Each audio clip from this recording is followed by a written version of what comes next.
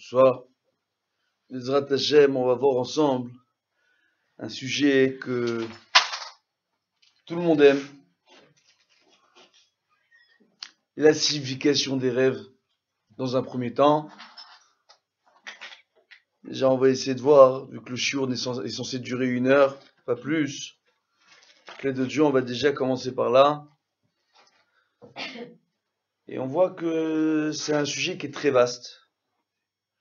Il y a dans la Gemara Masechet Brachot, le 9e Perek Aroré, qui traite de ce sujet, qui rapporte différents points. Hein. Comment interpréter les rêves, comment réagir face à un rêve. Il faut savoir qu'il y a même certains mauvais rêves que l'on pourrait faire, tels que de rêver de perdre ses dents. D'accord ? Si on rêve, on fait un tel rêve un vendredi soir, on a le droit de jeûner Shabbat. Normalement, al-pi halacha, une personne en bonne santé qui n'a aucun problème avec son alimentation n'est pas censée jeûner le jour du Shabbat. Le seul jour de Shabbat où on pourrait tous jeûner, c'est quand Kippour tombe à Shabbat. Pourquoi ? Parce que Kippour est appelé Shabbat Shabbaton, le Shabbat des Shabbats. D'accord ? Donc, en réalité, c'est le seul jeûne qui est autorisé le jour du Shabbat. Maintenant, on voit que dans certains cas, des personnes, on parle de 3 types de mauvais rêves. Parmi le plus célèbre, c'est le fameux mauvais rêve d'une personne qui rêve qu'elle perd ses dents. D'accord ? Cette personne-là aurait le droit de jeûner durant Shabbat. Maintenant, nous, on a un problème avec la Gemara, parce que d'un côté, Chachamim, ils disent que les rêves, lo ma'alin velo moridin, ce qui veut dire que ni ils n'ajoutent, ni ils enlèvent. Les rêves, ça veut rien dire, d'un côté. Et puis de l'autre côté, on voit dans ce même chapitre que bien au contraire, nos maîtres de mémoire bénis nous enseignent que bien au contraire, qu'il y a une façon d'interpréter les rêves et qu'il y a des conditions quant à l'interprétation des rêves. Donc on va revoir. Il y a encore 100 d'années de cela, dans le monde scientifique, on prêtait aucune importance aux rêves. Dans le monde scientifique, on avait pour coutume de dire, bon, l'interprétation des rêves, c'est mystique, c'est mythique, c'est en rapport avec les croyances religieuses, etc. Le monde scientifique n'a pas voulu venir réellement s'affairer à vouloir interpréter les rêves et à chercher à comprendre les choses. Il y a un monsieur très connu en psychanalyse, monsieur Freud, qui a écrit, il me semble en 1911, l'interprétation du rêve.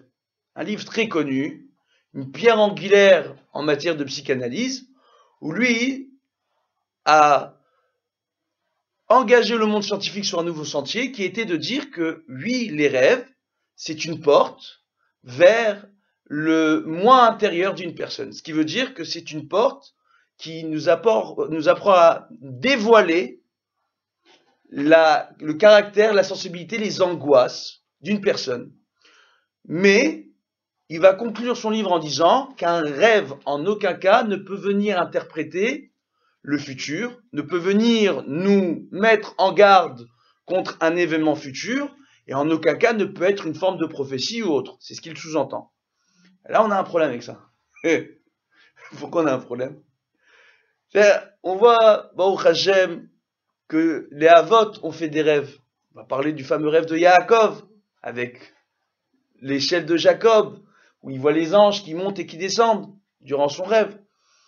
On va parler aussi de Yosef Hatzadik, avec les rêves de Pharaon, et les rêves qu'il va faire lui-même, les rêves que vont faire le maître Échanson et le maître Pantier en prison. Tous ces rêves-là que Yosef va interpréter. Et il va dire que c'est en rapport avec le futur de l'Égypte, le futur du maître Échanson, le futur du maître Pantier, et surtout le futur du clan d'Israël. Donc, Shlomo Ameler, lui aussi, à Givon, à Kadosh Baruch Hu, il s'est dévoilé à lui, en rêve. Donc on voit en réalité qu'à plusieurs reprises, sans parler de tous les prophètes, qui bien entendu, tous les prophètes, comme on le sait très bien, la prophétie ne se dévoilait à eux que lors de leur sommeil. Le seul prophète qui a eu le mérite, en plein éveil, de pouvoir parler directement avec Dieu et d'avoir des prophéties en plein éveil, c'est Moshe Rabbeinu. Raison pour laquelle il a appelé le plus grand de tous les prophètes. Donc à partir de ce moment-là, quand on voit ça, nous on a un problème avec cette interprétation. On voit ces dernières années que le monde scientifique il a été un peu chamboulé. Dans le sens où aujourd'hui, on a vu de plus en plus de témoignages. Les systèmes de communication ayant évolué, on voit de plus en plus de témoignages et de gens qui viennent témoigner du même type de rêve, des gens dans le coma qui ont rêvé d'un long couloir avec une lumière au bout, etc., etc. Bref, qui sont déjà interprétés par Freud en psychanalyse, mais on voit en réalité que le monde scientifique il est en train, ces dernières années, de changer et de se dire peut-être, certains scientifiques se disent, et ils sont assez nombreux en réalité, que le monde n'est pas si matériel que ça et qu'il a peut-être une dimension spirituelle. Alors, on peut encore parler de Dieu ou de choses pareilles, mais en réalité, ils ont cette interprétation-là. On voit qu'il y avait un grand juge en Israël, le juge Jacob Bazak, très connu, d'accord, qui lorsqu'il arrive à sa retraite, il a écrit un sefer, d'accord, Ma'ale min Ahushim. Alors, ce qui veut dire en réalité qu'on est au-dessus des sens. Et dans ce livre-là, un juge qui est pas religieux du tout, hein, il a fait un chapitre complet sur l'interprétation des rêves. Et lorsque les gens sont venus lui demander, mais pourquoi, toi, monsieur le juge, t'es parti faire le tour du monde pour chercher des scientifiques, pour chercher des recherches scientifiques, venant dire que les rêves peuvent venir interpréter et peuvent être parfois des messages de l'au-delà ou une espèce de prophétie mettant les gens en garde sur leur futur. D'accord? Comment un homme non croyant aussi cartésien que toi peut faire une chose pareille? La réponse de ce juge était la suivante.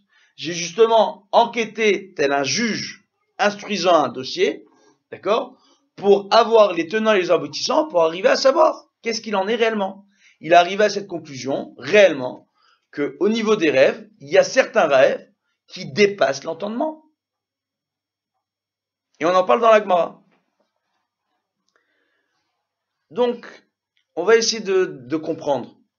Il faut bien faire attention. Quoi qu'il arrive, un rêve, ça vient nous dévoiler une chose sur notre propre personnalité. Donc, aucun rêve ne doit être mis de côté. Le Rav Chaim Kanievski, il y a plusieurs années cela, il y a un jeune garçon qui est revenu, qui est rentré chez lui, et qui lui a parlé d'un de ses rêves, où il rêvait qu'il sortait en voyage, et qu'il se voyait dans des hélicoptères, et que par la suite, il a commencé à avoir des taches sur ses mains, et qu'il ne sentait pas très bien, mais il n'a pas compris son rêve. Le Rav Chaim Kanievski a dit, il n'y a aucun rêve qui doit être mal interprété. D'accord?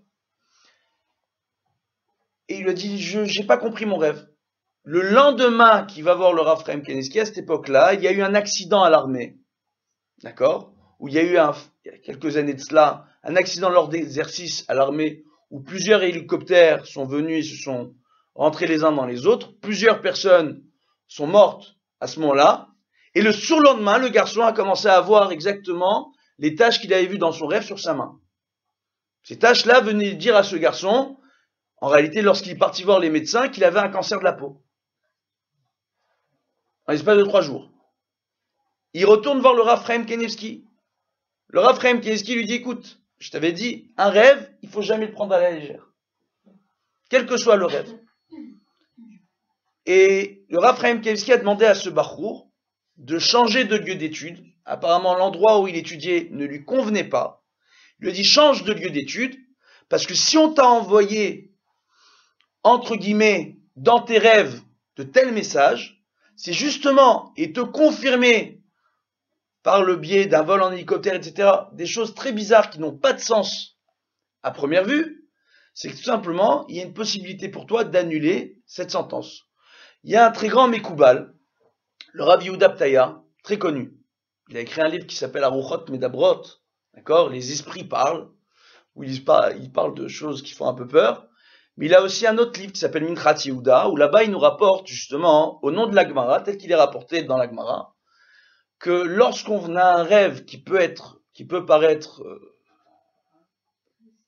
triste, ou encore qui peut paraître dangereux, ou annonçant une très mauvaise nouvelle. Il faut bien savoir qu'en réalité, c'est très souvent un avertissement.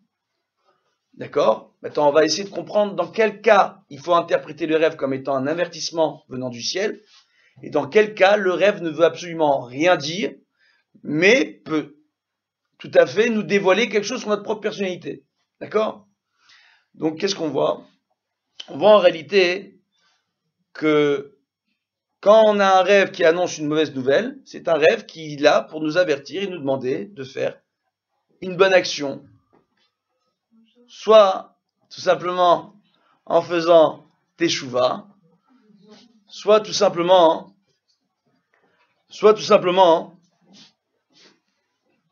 ça va? Ouais. Alors, soit tout simplement en faisant teshuva, soit tout simplement, même pas teshuva, une petite action de rien du tout pour annuler une sentence dans le ciel. On va essayer de comprendre de quoi on est en train de parler.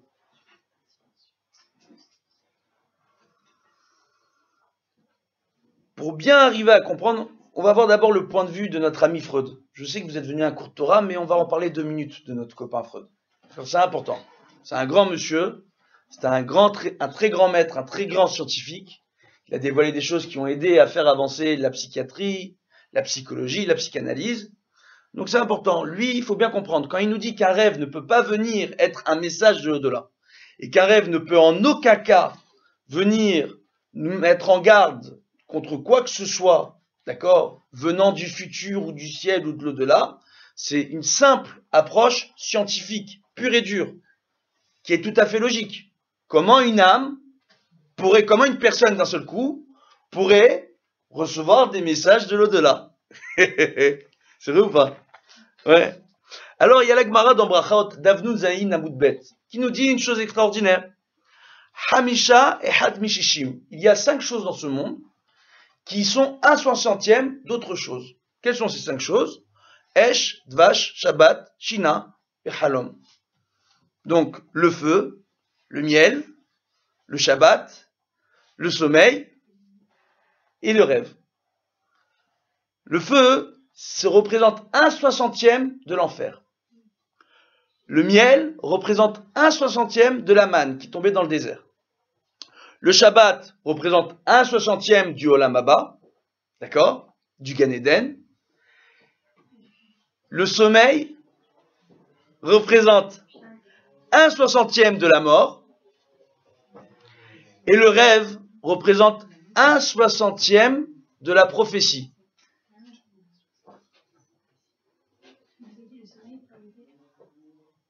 La mort. 1/60 de la mort. D'accord?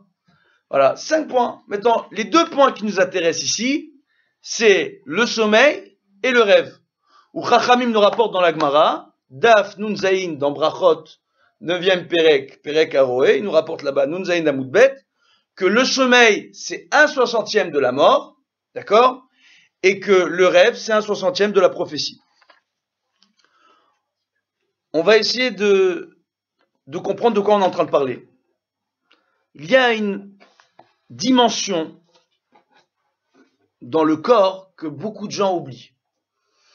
Le corps humain, c'est clair que c'est une mécanique. Le psychisme, c'est clair que c'est une mécanique. Le cerveau humain, c'est clair que c'est une mécanique. Mais tout ça ne fonctionne parce qu'il y a une relation avec du spirituel. Quelle est cette relation au spirituel? L'âme. Il est rapporté au moment de la création de l'homme que Dieu va introduire l'âme à Adam Arishon par le nez. D'accord? Et qu'en réalité, il y a une relation entre la respiration, d'accord, et l'âme. Il y a une relation de cause à effet. Maintenant, pourquoi je vous parle de ça, vous allez comprendre. On voit en réalité que la Neshama, et ça on l'a pas fait exprès, c'est vraiment on l'a pas fait exprès, comme le disait un de mes amis, le Rav Yosef Chaim Sitruk, ancien grand rabbin de France, je suis tunisien et je me soigne, c'est vrai qu'il y a 5 livres dans la Torah, c'est vrai que la Torah est une, et en plus de ça, c'est vrai que dans l'âme, il y a 5 niveaux, mais on l'a pas fait exprès. Je le dis, je le répète. D'accord? Faut pas vous sentir d'un seul coup lésé, complexé ou quoi que ce soit. C'est une plaisanterie. Maintenant, on voit comme ça. On voit que dans la Neshama, il y a quoi? Il y a le Nefesh. D'accord? Qui est l'âme la plus inférieure. Le niveau de l'âme qui est le plus inférieur. D'accord? Le Ruach, qui est l'esprit. La Neshama, qui est l'âme, entre guillemets. D'accord? Et il y a la Chaya, qui est la source de vie. Il y a Yechida, qui est l'unité, celle qui s'unit, le niveau de l'âme le plus élevé, qui s'unit avec Akadosh Baruch Hu dans le ciel. D'accord. Maintenant, comment, il est rapporté dans le Zohar, comment une âme qui est tout à fait spirituelle peut venir s'imbriquer dans un corps tout à fait matériel? Alors tout simplement, la réponse est très simple. On a pris le niveau du corps le plus pur, le plus supérieur, normalement, quand on ne fume pas. Vous allez comprendre de quoi je parle. N'est-ce pas? Voilà. Avec la partie de l'âme la plus inférieure. Donc la partie de l'âme la plus inférieure, c'est le Nefesh. La partie du corps supérieur, entre guillemets, d'accord, c'est au niveau de notre plexus, d'accord, là où on prend le temps de respirer par le nez, par l'appareil respiratoire, et ça arrive jusque dans nos poumons, et ça passe par ici, par ce petit plexus. En réalité, il nous a rapporté que le Nefesh, qui est introduit dans le corps de Adam Arishon par le nez, la respiration, on voit que l'âme, Neshama, d'accord, ça peut s'écrire comme Neshima. Respirer et l'âme, c'est la même chose en hébreu, d'accord, entre guillemets. Ça peut s'écrire de la même façon. Donc on voit en réalité que dans le corps de l'homme, l'appareil qui est, entre guillemets, le plus sain, d'accord, qui génère le moins de problématiques, le moins de saleté, d'accord, entre guillemets, ce serait l'appareil respiratoire. Normalement, si on ne fume pas. Normalement. J'ai bien dit normalement. D'accord? Mais en termes, cet appareil respiratoire, il sert à différentes choses. 1, respirer. 2, parler. Oh, sans ça, on ne serait pas, quand on dit que Dieu a introduit l'âme en Adam Arishon, on dit Ruach Umlala, un esprit qui parle. L'âme qui a été introduite dans le corps de l'homme a donné à l'homme la particularité d'arriver à parler. Par l'appareil respiratoire, on a la notion de pouvoir parler. Donc cet appareil respiratoire, le fait de pouvoir parler, c'est ce qui élève l'homme au-dessus des autres créatures de cette création. Bonsoir. Alors, Baruch Hashem, voir. Ici, il y a un point qui est important. C'est bien, il y a l'écran là pour me voir. Ah oui. Ouais, on a tout prévu. Alors, donc, Baruch Hashem, on voit que, en réalité, le fait que, qu'est-ce qui nous élève au-dessus de tout? Le fait de pouvoir parler. Quand je veux faire une mitzvah, d'accord? Le fait de m'engager à faire la mitzvah, c'est déjà bien. Le fait d'étudier la Torah, je le fais avec la parole. Oui ou non? Le fait de faire une prière, je le fais aussi avec ma parole. D'accord? Donc la parole, c'est ce qui permet au corps de s'élever au niveau de l'âme. Donc forcément, l'âme est reliée au corps par l'appareil respiratoire. De ce fait, l'âme, elle arrive ici, elle est attachée au niveau de notre poitrine, le plexus, d'accord? Et elle monte jusqu'au ciel, elle sort par la tête. Maintenant, elle est rattachée. Maintenant, il y a un niveau de l'âme qui s'appelle le Nefesh, qui est dans le corps. Et il y a 4 niveaux supérieurs. D'accord? Donc, le roi, la Neshama, Chaya et Yechida, qui sont 4 niveaux supérieurs, qui sont rattachés au corps, mais qui sont en dehors du corps. Ils sont en relation avec le Nefesh, ils sont rattachés au Nefesh. Que se passe-t-il lorsqu'on dort? Les 4 niveaux supérieurs de l'âme se détachent du niveau inférieur de l'âme. De ce fait, lorsqu'une personne dort, et ça on va le prouver par A plus B, on va vous poser une question, vous allez rigoler, j'espère. Vous allez faire attention, ça va vous interpeller. De ce fait, lorsqu'une personne dort, elle est entre la vie et la mort. Raison pour laquelle on nous dit ici que le sommeil, c'est 1/60e de la mort. Pourquoi? En général, les gens, quand ils dorment, surtout les hommes, je sais parce que je suis un homme, on a vraiment l'air mort quand on dort. Vraiment. Hein. D'accord? Une personne qui dort, quand on va lui parler, elle va pas forcément nous répondre quand elle dort. D'accord? Elle est entre la vie et la mort. Elle est encore vivante, puisqu'elle respire. Donc tout ce qui la rattache à la vie, c'est la respiration. Le fait qu'elle respire, ça fait fonctionner le reste de l'organisme. Mais les 4 niveaux supérieurs de l'âme se sont détachés. Il est rapporté simplement, et dans le Talmud et dans le Zohar, et dans Derech Hashem par le Ramchal, Rabbi Chaim Moshe Lusato, Zecher Tzadik Vekadosh Livracha, il est rapporté tout simplement que quand les 4 niveaux supérieurs de l'âme se détachent de l'âme inférieure qui est le Nefesh, d'accord, vient tout simplement ces 4 niveaux supérieurs, ils montent dans le ciel et peuvent recevoir des messages de l'au-delà. Peuvent d'un seul coup recevoir des messages de personnes qui ont quitté ce monde, qui sont plus avec nous. Ils peuvent d'un seul coup, tout simplement, rentrer en relation même avec Dieu et recevoir des avertissements, ce qui peut expliquer certains rêves. Et après, ces 4 niveaux supérieurs sont toujours en relation avec le Nefesh. Le Nefesh qui est toujours dans le corps. Et comment le Nefesh va interpréter le message que reçoit les 4 niveaux supérieurs de l'âme? Par le biais des rêves. Vous suivez ou pas? C'est simple ou pas? Ça, on a expliqué la mécanique. D'accord? Ok. Donc, une telle dimension qui n'est pas reconnue par M. Freud ne peut pas être comprise par M. Freud. Mais cette dimension-là, elle existe. Comment elle existe? On va poser une question simple. Je reste dans mon lit toute la nuit, je me repose. N'importe laquelle d'entre vous peut faire cette expérience. Rester toute la nuit réveillé au lit. On s'allonge et on reste au lit. Le corps, s'il reste allongé, il se repose. Il se repose, il se repose pas. Il se repose. Oui ou non? Maintenant le matin. Oui, c'est ça l'idée. D'où la question. Merci. Baruch Hashem. Donc, en réalité, de ce fait, le corps, même s'il se repose toute la nuit, on voit que la notion de fatigue que l'on pense qui est seulement en relation directe avec le corps, et tout le monde pense qu'on a besoin de dormir pour renouveler nos cellules cérébrales et les cellules du corps, et qu'on pourra se réveiller le matin rafraîchi, tout frais. Si je fais l'expérience, moi, de me reposer, de ne penser à rien, mais je reste réveillé, je ne fais rien, je réfléchis plat, je ne fais rien. Oui, ça existe. C'est possible, surtout pour les hommes, c'est plus facile. Maintenant, qu'est-ce qu'on voit? On voit en réalité qu'à partir de ce moment-là, d'accord, mon corps, le matin, il va être fatigué. Mon corps, normalement, il devrait être en forme. Oui ou non? Mais non, il est fatigué.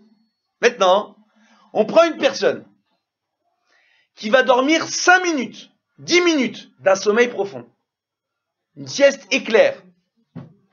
Le corps et l'esprit, ensemble.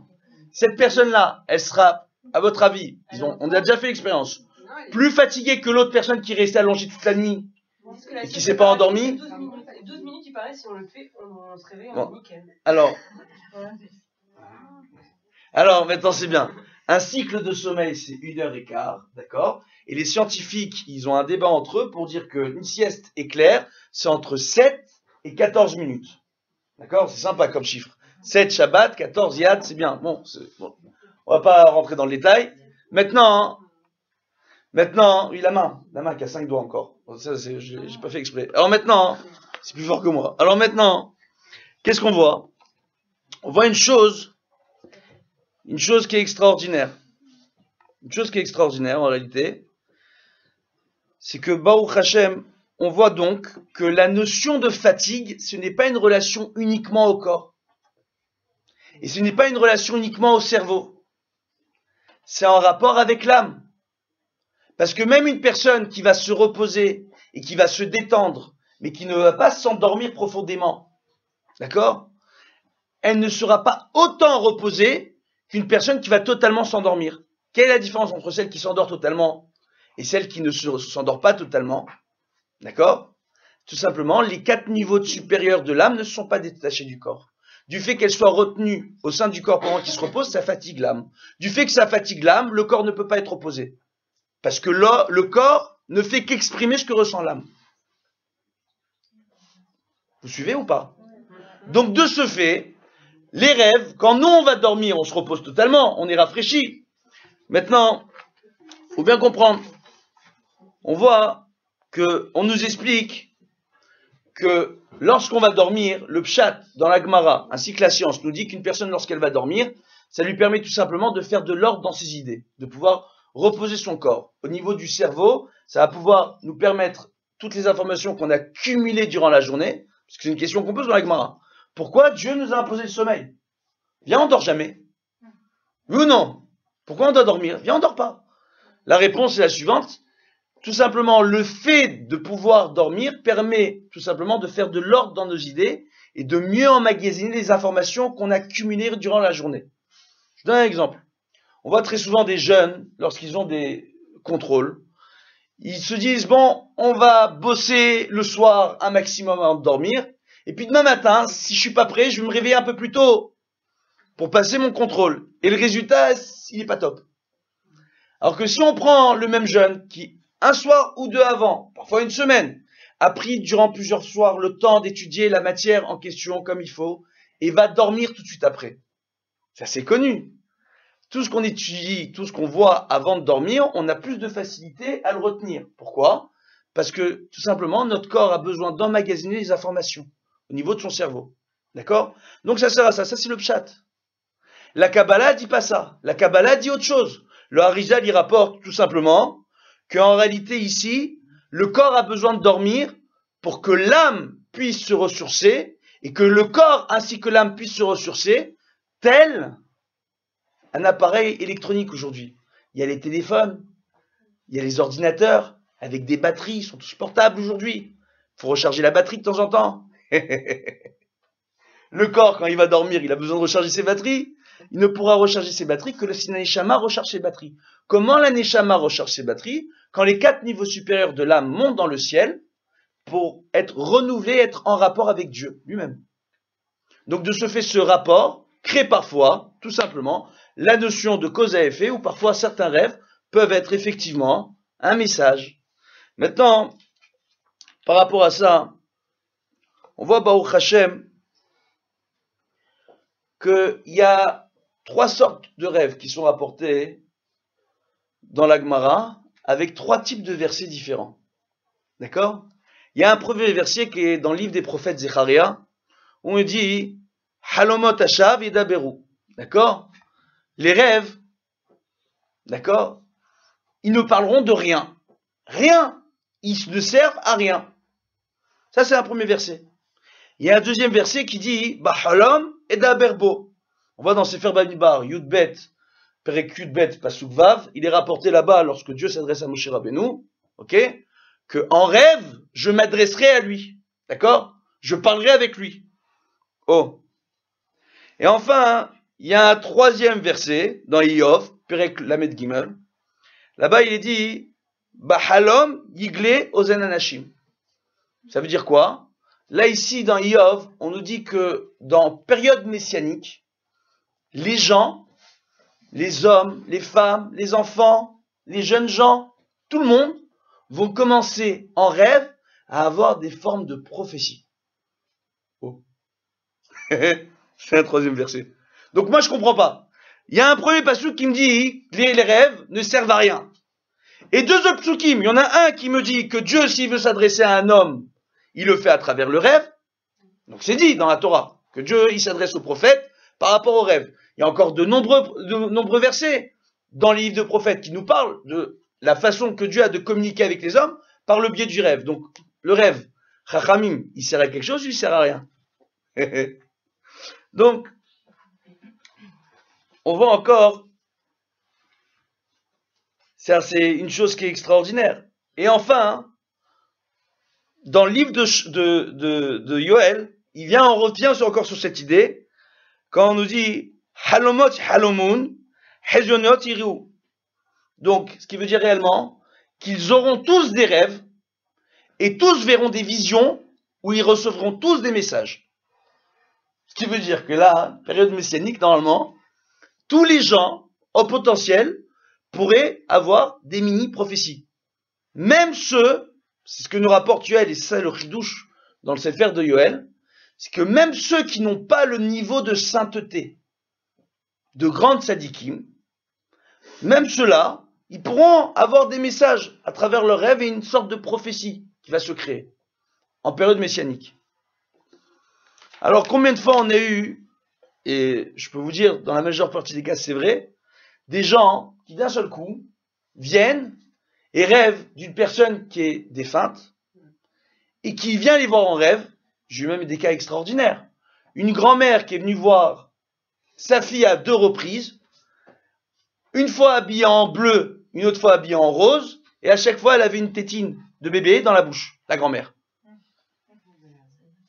Elle comprend pas. Et en fait, sa fille, à ce moment-là, la première fois, il y avait une de ses belles-filles qui était enceinte d'un garçon, donc elle était habillée, la grand-mère en bleu, pour annoncer le garçon. Ouais. Une autre fois, elle était habillée en rose, pour annoncer la petite fille.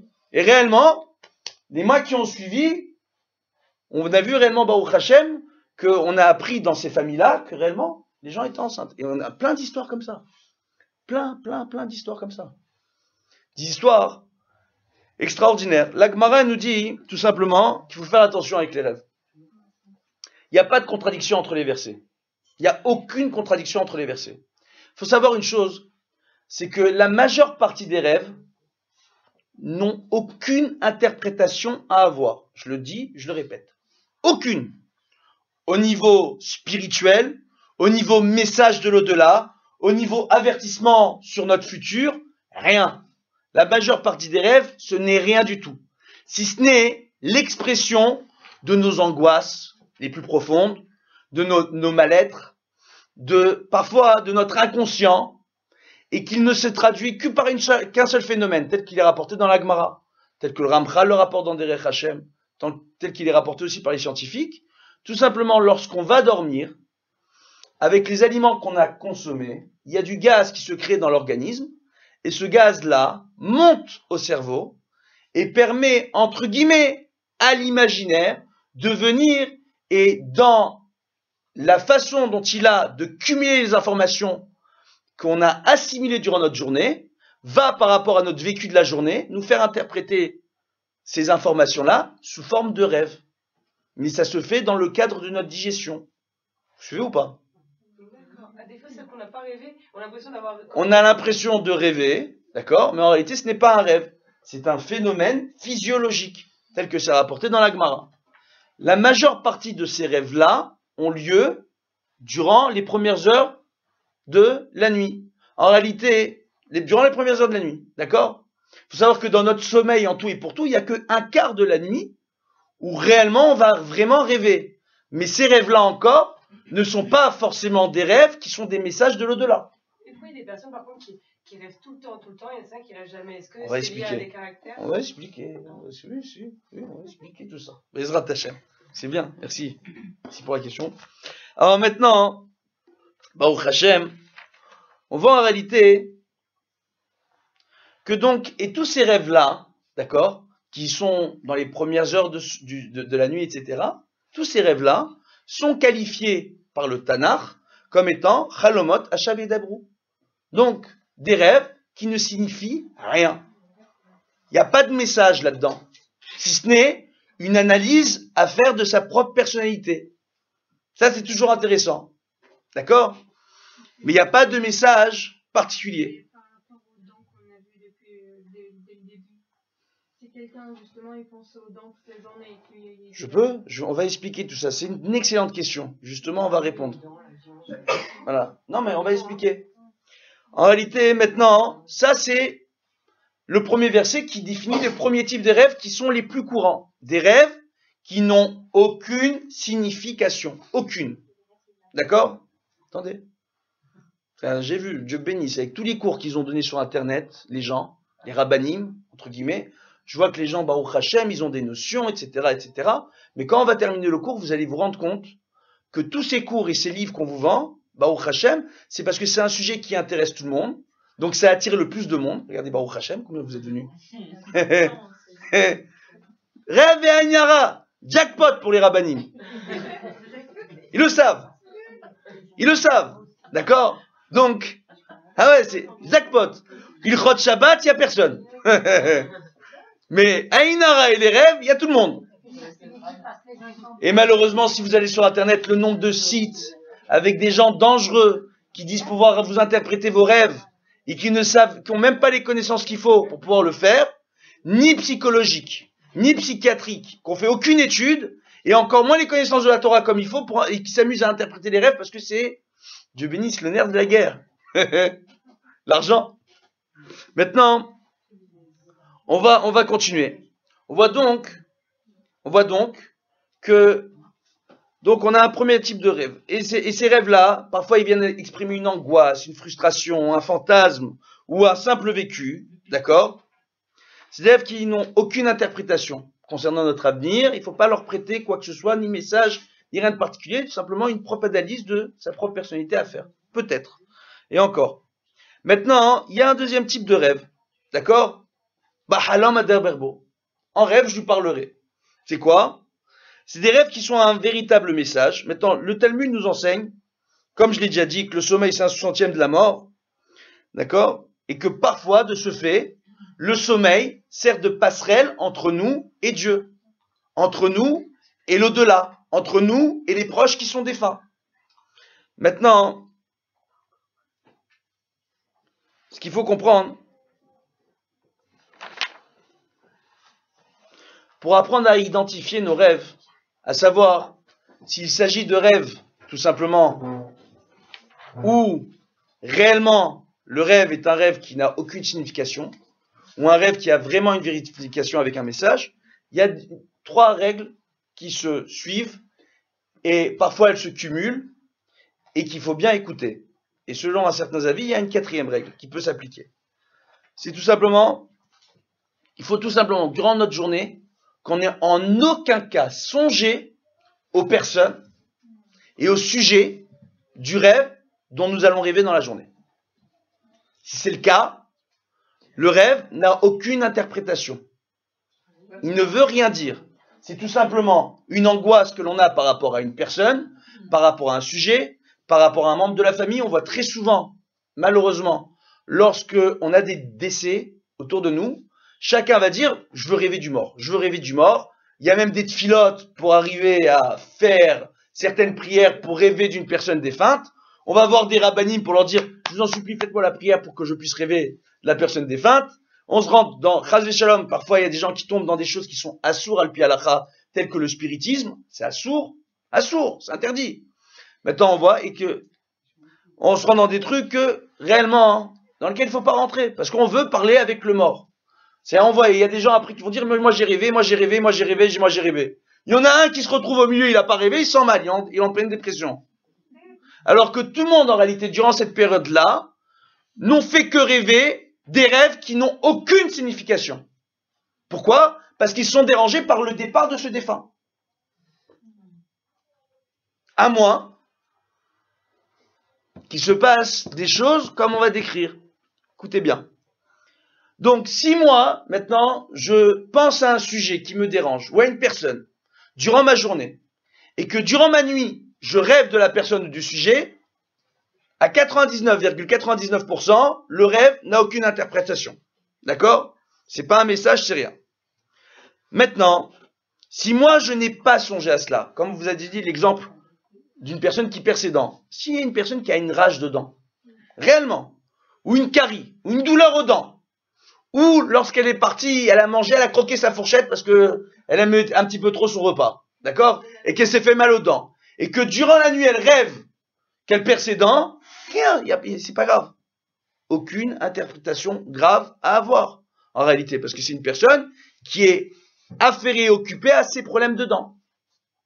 Donc en réalité, son rêve, il y a à 99,99% de chances que son rêve soit en relation avec le problème qu'elle a avec ses dents, cette personne-là.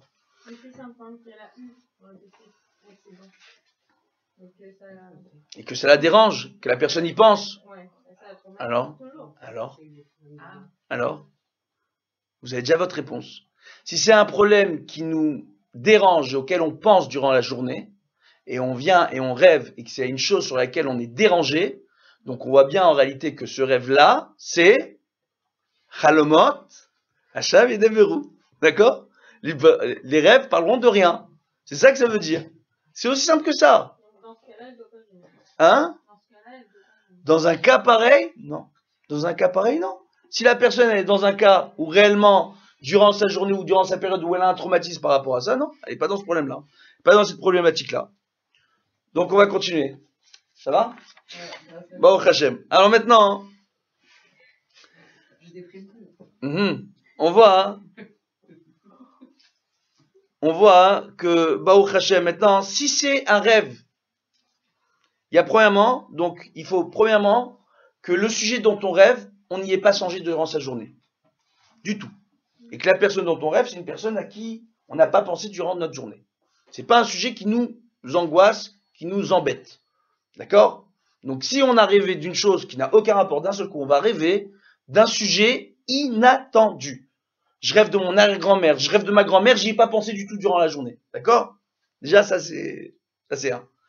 Deuxièmement, si c'est une personne que je connais, qui n'est pas un ami proche, qui n'est pas un membre de la famille, qui n'a pas pour habitude de penser à moi et qui n'a pas pensé à moi durant la journée, qui a rêvé de moi et qui m'appelle pour me dire « j'ai rêvé de toi », d'accord? Il y a de fortes chances pour que le rêve de cette personne soit réellement un avertissement venant du ciel. Pour moi. La personne m'appelle pour me dire « j'ai rêvé de toi ». D'accord? Et c'est une personne que je connais, mais qui passe pas son temps à penser à moi. C'est pas une personne proche, c'est une personne que je connais. Ça, dans la Gemara, on dit un ami, il faut faire attention, c'est une personne que l'on connaît qui est amicale à notre égard. D'accord? Mais c'est pas une personne qu'on a pour habitude de fréquenter, etc. Baruch Hashem, au coin. Alors maintenant, on voit, il y a un deuxième point, le rêve. Le rêve, en réalité, on le fait à la fin de la nuit. Tout simplement.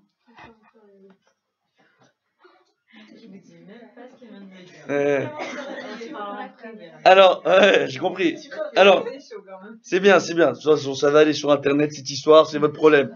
Voilà, Bezrat Hashem, faites attention qu'on vous voit pas. Alors maintenant, on voit comme ça, on voit qu'un rêve qui est en fin de nuit, donc juste avant qu'on se réveille, on a fait un rêve, d'accord?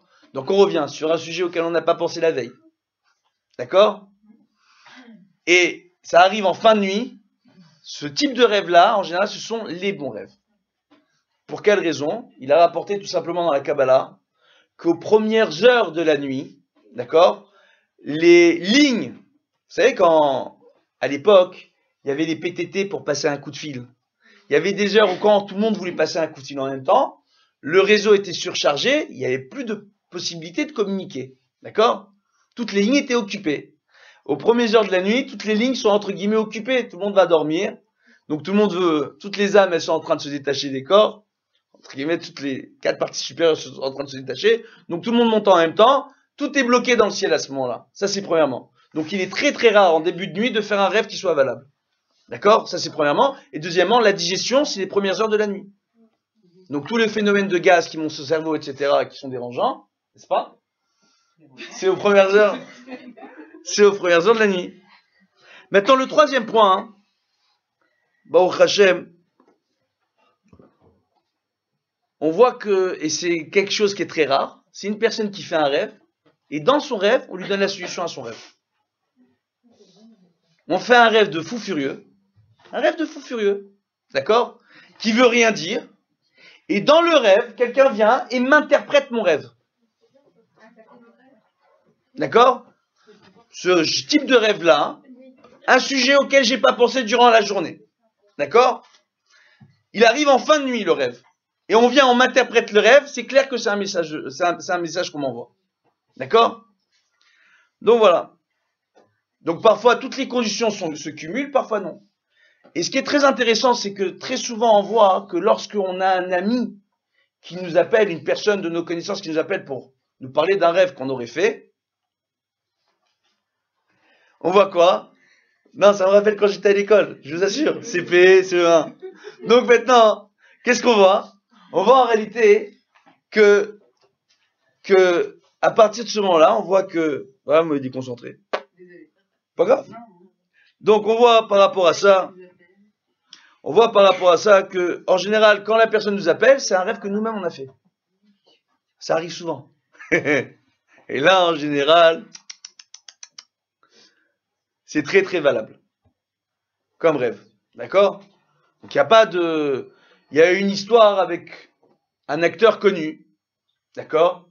Qui un jour est parti voir une grande psychiatre qui explique par la psychanalyse l'interprétation des rêves selon l'école de Freud. Et il lui a expliqué, ce monsieur qu'il a 60 ans, que bon, qu'il a rêvé qu'il était à l'hôpital, en tenue de malade, et que d'un seul coup il se balade dans les couloirs de l'hôpital, et il perd toutes ses dents, et quand il passe sa main dans ses cheveux, tous ses cheveux lui restent dans la main. Et quand il va voir la psychanalyste, il a décidé d'aller la voir parce que vraiment il est dérangé par ce rêve, parce qu'il n'a aucune interprétation, et qu'il lui explique que le lendemain de ce rêve-là, lorsqu'il va sur son lieu de travail, donc au théâtre où cet acteur travaillait, la femme de ménage qui travaille là-bas, donc qui le connaît mais c'est pas son amie, c'est la femme qui fait le ménage dans le théâtre, d'accord, lui dit, monsieur l'acteur, j'ai rêvé de vous cette nuit, mais je vous ai vu, il était bizarre le rêve, je vous ai vu dans un couloir d'hôpital. Vous étiez en tenue de malade. Vous aviez toutes vos dents dans la main. Et quand vous êtes passé la main dans les cheveux, tous vos cheveux vous sont restés dans la main. J'ai pas compris le rêve. Lui, le monsieur, pas du tout religieux, il veut pas aller voir qui que ce soit, quoi que ce soit. Il va voir une psychanalyste qui lui dit, madame, monsieur, je vais vous expliquer, vous avez 60 ans. À l'âge de 60 ans, selon les règles de la psychanalyse, on va interpréter les angoisses. D'accord? Vous arrivez à un âge où il y a des risques au niveau de votre santé, vous avez l'angoisse de mourir, etc. Le monsieur dit, écoutez, moi je suis acteur, je suis en pleine forme, je cours tous les matins 2-3 km de footing, je suis en parfaite santé, j'ai vraiment pas peur de mourir, mais vraiment pas peur. Donc j'ai aucune angoisse à ce niveau-là. La psychanalyste lui explique, non, c'est dans votre inconscient. Dans votre inconscient. Le monsieur en question, d'accord, quelques mois plus tard, il est parti à l'hôpital pour faire les analyses. À un certain âge, on demande de faire le retour, examen de la prostate. Oh! Et le monsieur, on lui trouve des tumeurs. Là, allez-nous. À partir de ce moment-là, il a un de ses petits-neveux qui a décidé de faire teshuva, qui va voir son rave dans une shiva connue en Israël. Pas donner le nom de rabbanim parce qu'on va croire que c'est de la pub pour les uns ou pour les autres. Le rave en question, c'est pas un rave qui a l'habitude d'interpréter les rêves, c'est pas un kabbaliste, c'est rien du tout. D'accord? Il dit, demande à ton oncle s'il n'a pas fait un rêve bizarre. Et quand il va voir son oncle, l'oncle il lui raconte exactement tout le rêve. Il lui dit, voilà ce que tu vas faire. Il faut que tu donnes toi-même la tzedaka. Dans ta famille, il doit y avoir des gens qui n'ont pas de quoi manger. Il faut leur donner la tzedaka, pas de l'argent, de la nourriture.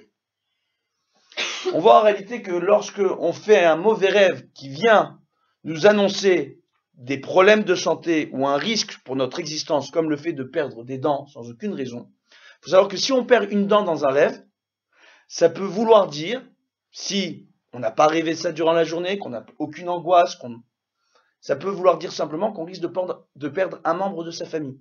Car chaque dent de notre dentition représente un membre de la famille différent.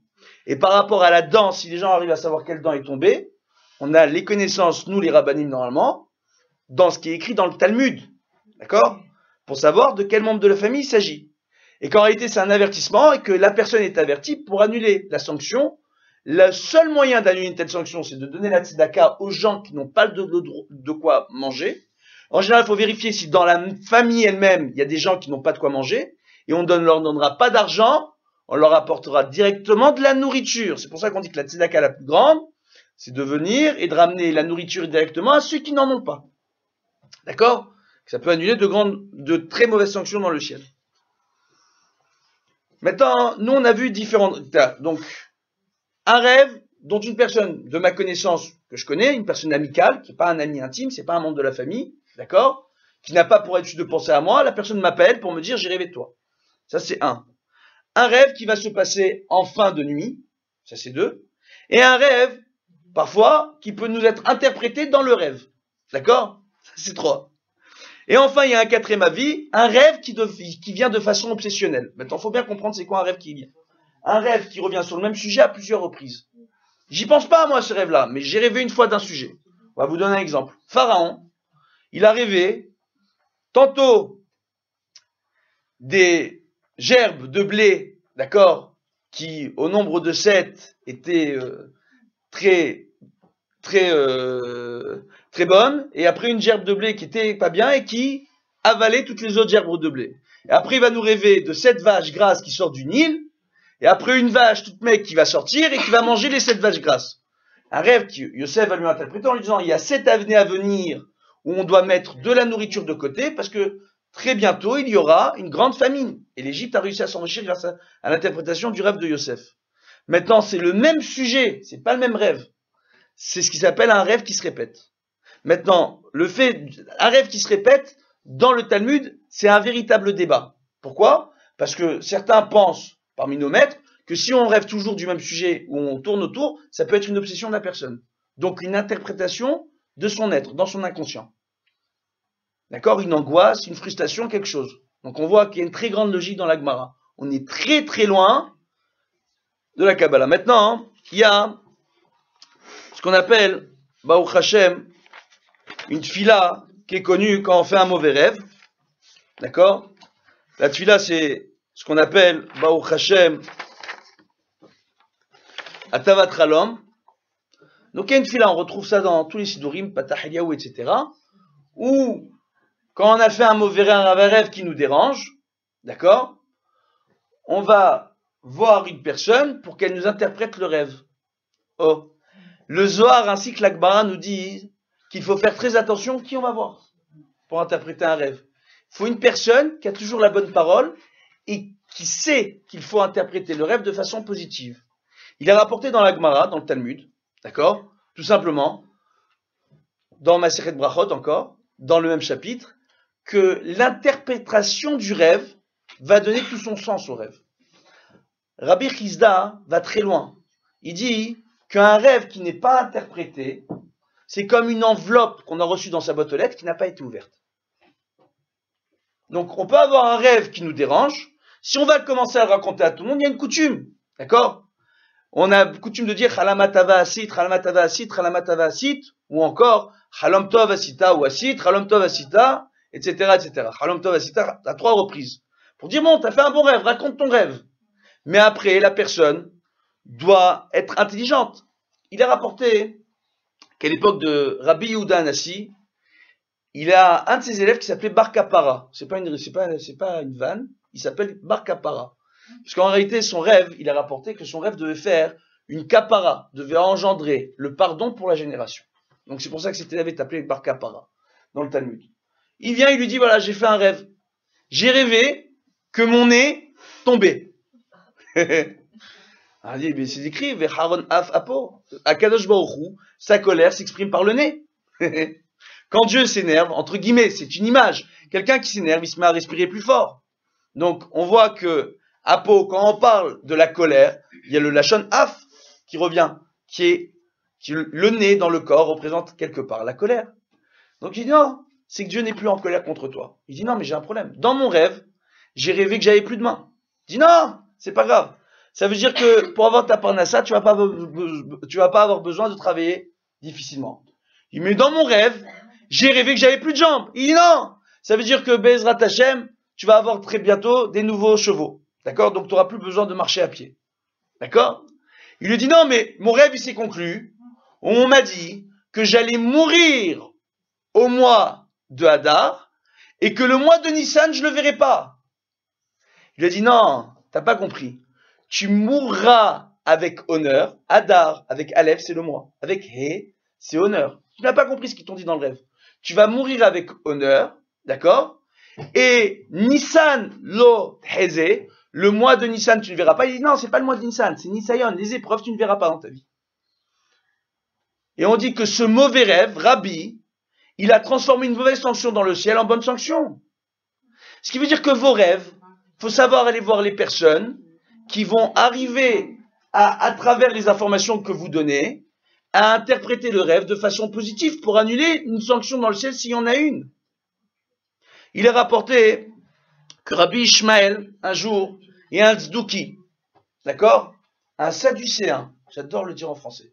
Donc, un sadducéen qui va voir Rabbi Ishmael, d'accord, sont des gens qui avaient leurs coutumes en particulier et qui étaient loin, loin, loin des midotes de la Torah. Et ce sadducéen a décidé d'aller voir Rabbi Ishmael parce qu'il avait un rêve qui le dérangeait, qu'il faisait depuis longtemps. Il rêvait toutes les nuits qu'il prenait une jarre d'huile d'olive et qu'il allait au pied d'un olivier pour déverser la jarre d'huile d'olive sur l'olivier. Donc il arrosait l'olivier avec de l'huile d'olive, il ne comprend pas son rêve. Et toutes les nuits, il rêve que de ça. Et en boucle. Donc à la fin, il savait que, Baruch Hashem, il y avait Rabbi Ishmael qui était un grand de la génération, un ami de Rabbi Shimon Bar Yochai. Il va voir Rabbi Ishmael, il lui pose la question à Rabbi Ishmael, Rabbeinu, est-ce que tu peux m'expliquer le rêve? Et là, Rabbi Ishmael le regarde, il lui dit ça, hein, c'est parce que tu as été incestueux avec ta mère. Je dis, pardon? Tu dois faire tes chouvas là-dessus. C'est du C1. Il regarde, il dit, mais comment tu es au courant que je suis allé avec ma mère? Et tout simplement, la histoire, c'est une histoire de la Gemara, écoutez, la histoire. Alors, la histoire, tout simplement, d'accord? Tout simplement, comment? L'huile d'olive est fabriquée à partir des olives. Quand on voit qu'on veut refaire revenir à l'origine l'élément qui est produit par l'élément d'origine, c'est qu'il y a une faute très grave ici, et c'est un message sur une faute grave. Donc parfois on peut avoir des rêves sans aucune interprétation de l'huile d'olive sur un arbre, sur un olivier. Comment je peux interpréter une chose pareille? Et en général, quand on rêve de vouloir prendre du lait et le remettre dans la vache, d'accord, ou de choses pareilles, c'est qu'on est en train de nous envoyer un message sur une faute grave qui a eu lieu, qui peut nous concerner ou concerner les gens autour de nous. Et on nous demande de faire teshuva là-dessus. Le sadducéen en question aurait fait teshuva, à ce qui paraît, selon le Talmud. Donc, on voit, hein, en réalité, aurait regretté sa faute. Maintenant, on voit en réalité, Baruch Hashem, que les rêves, ils ne sont pas si évidents que ça à interpréter, et que le plus important, lorsqu'on fait un rêve, c'est de trouver la personne qui sache l'interpréter comme il faut. Et ne pas se laisser, entre guillemets, déranger par nos rêves. Parfois, il vaut mieux, dans le doute, donner un peu de tzedaka, ou tzedaka tatsimimavet. Donner la nourriture aux pauvres, mettre une petite pièce dans la coupa tzedaka qu'on a à la maison, pour annuler une sanction s'il y en a une. Mais non plus ne pas faire des rêves une obsession dans notre vie. Tout simplement parce qu'il faut savoir que Baruch Hashem, tel que c'est rapporté, tel que je l'ai dit, au nom du Minchrat Yehuda, on s'arrêtera là, 57 minutes et 58 secondes. Très fort. Maintenant, Baruch Hashem, on voit quoi? On voit que Baruch Hashem, on voit que tout simplement, c'est un avertissement du ciel, d'accord, pour nous demander soit de faire teshuva, soit d'annuler une sanction. Et parfois, c'est aussi pour annoncer de bonnes nouvelles.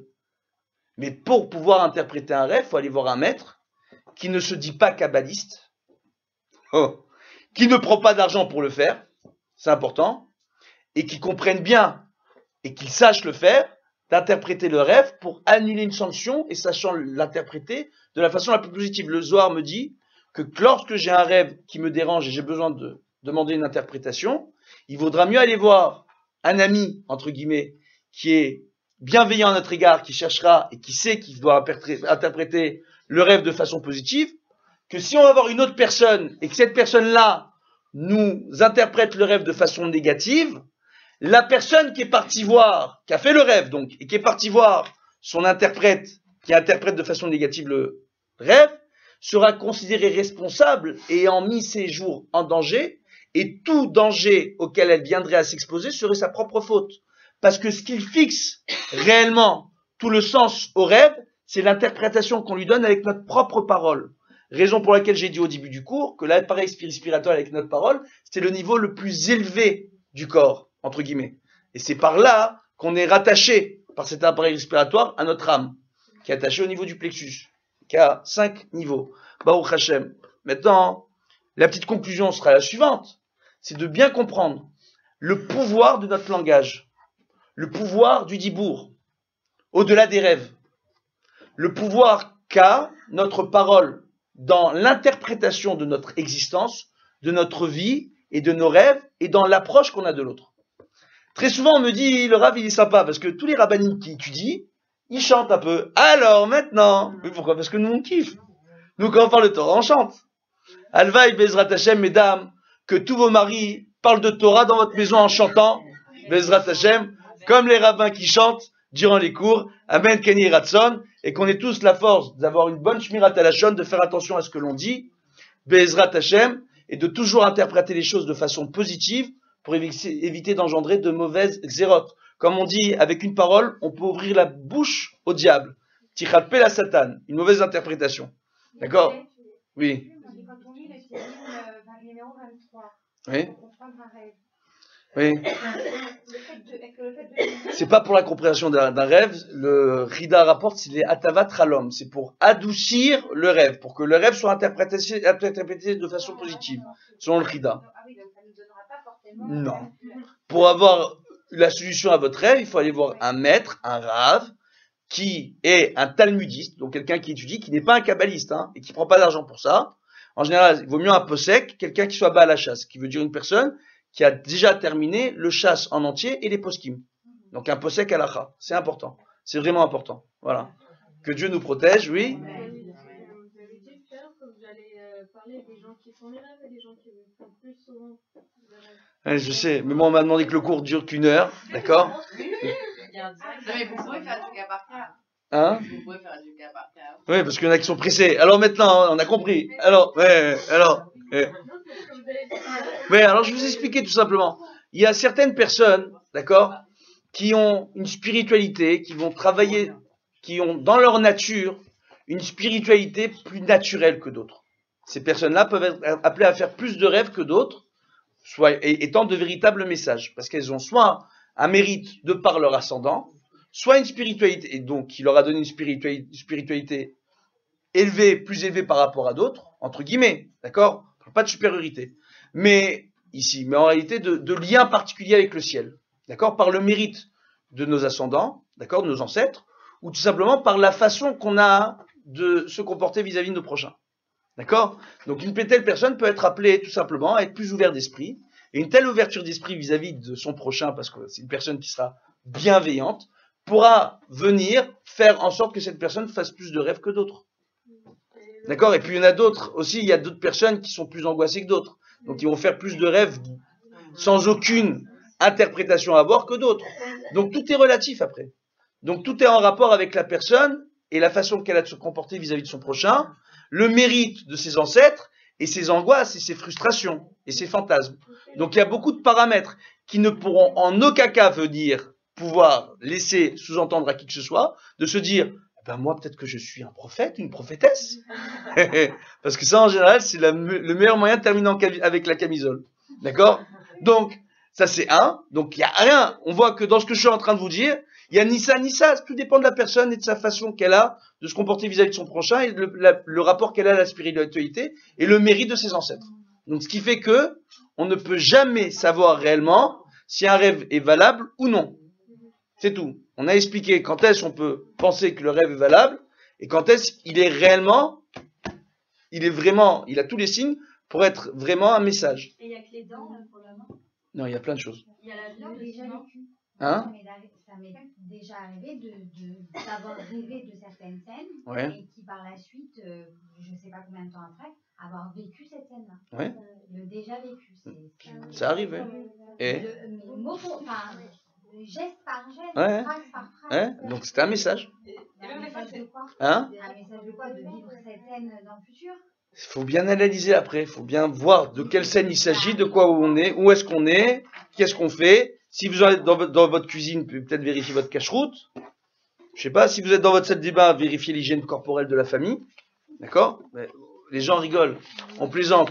Mais moi, je vais vous donner une chose simple. Très souvent, on a des maris, je le dis, hein, clairement, qui ont des petits problèmes d'hygiène. Il faut savoir que quand un monsieur a un petit problème d'hygiène et qu'il n'est pas très propre, lorsqu'il met ses tefilines et qu'il n'est pas propre, là où il faut comme il faut, c'est assourd pour lui de mettre les tefilines. C'est très grave. C'est-à-dire tout son salaire, qu'il a toute sa prière, au lieu de l'élever, va contre lui. Raison pour laquelle il faut se laver tous les matins, normalement. Normalement. Non, je le dis. Voilà. Donc c'est des choses qui sont importantes. Donc tout dépend de la scène. Parfois on peut avoir un message, il faut savoir de quoi on est en train de nous parler. Si réellement c'est des choses d'après qui se passent. Ouais, mais le problème, c'est qu'on s'en rend compte au moment où on le vit réellement. Et voilà. C'est ça, le Donc problème. il faut voir dans quelle pièce vous êtes. Peut-être que c'est un message. D'accord? Chaque pièce de la maison représente quelque chose. Salle de bain, la propreté, la cuisine, la nourriture. Oui, non. Voilà, c'est pas dur.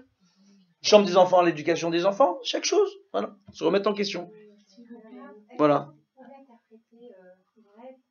Hein? On va voir après le cours Bezrat Hashem. On a été là la vidéo. Bezrat Hashem, bracha v'atzlacha à tout le monde. Un bon shmirat halachon, beaucoup de shalom.